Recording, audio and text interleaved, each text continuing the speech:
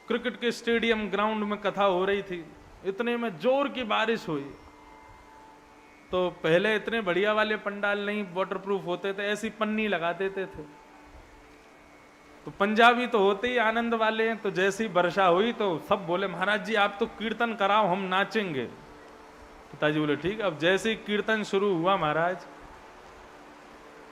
कीर्तन शुरू होते ही सारे पंजाबी नाचने लगे। पिताजी बड़े खुश, बोले ये सब भीग रहे हैं, मैं बचा हुआ हूं। लेकिन उनके ऊपर जो पन्नी थी वो भरती जा रही थी और पिताजी को पता नहीं थी कि ऐसा भी कुछ हो रहा है।